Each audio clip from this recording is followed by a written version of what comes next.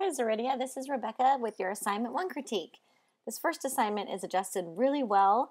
I see some really great perfect color adjustments and great contrast, so really good job there.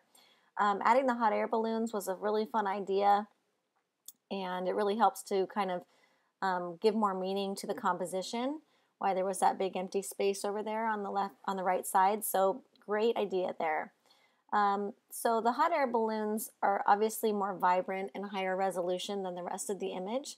So if you wanted to make it look like a more seamless integration, I recommend using your blur tool to kind of soften them up a little bit, make them look like they're a little bit more in the background, just a little bit, because the depth of field in this image is pretty deep, meaning that the stuff back here isn't completely, soft focus. It's kind of sharp. So these will just softening them up a little bit will help out to make it look like it's more part of the background. And then the second thing is to add some noise to those hot air balloons to make it look like the grain and all the effects that you see up here in the picture. So you can do that by going into the filter gallery and then add a grain in there.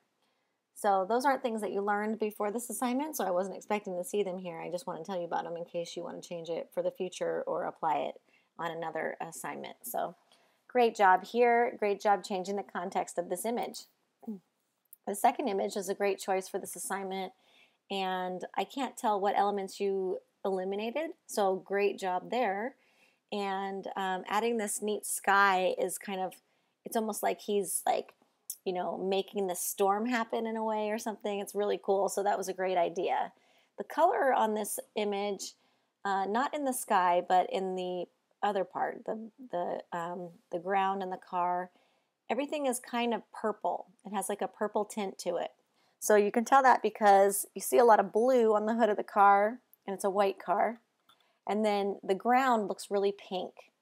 So it's like a mix of the two, the magenta and the blue. So I recommend using you can use your levels adjustment tab, and in there's a white balance eyedropper. And if you click on that to select it, and then click somewhere on the image where it's supposed to be the brightest white, like maybe over here, I'm not sure if that'll work right, but somewhere on this side panel of this car will probably work, you'll notice that the color will shift a lot and be more true to what it's supposed to be. So just pay attention to that in the future. Also, there's not a lot of contrast in this foreground. There's a lot of contrast in the sky, but I don't see any true rich blacks in the foreground. Like even over here in the shadows of this tree or down in here, these are just all dark grays. They're not true black.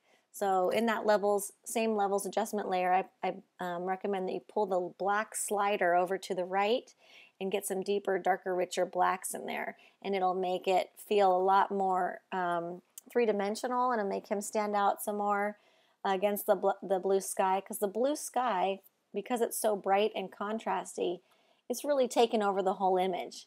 And the image isn't necessarily about the sky, it's about your subject here. So that's why we want to make sure to give him the attention that he deserves. But other than that, great job attempting this assignment and getting rid of stuff and adding stuff to change the context. Keep up the good work.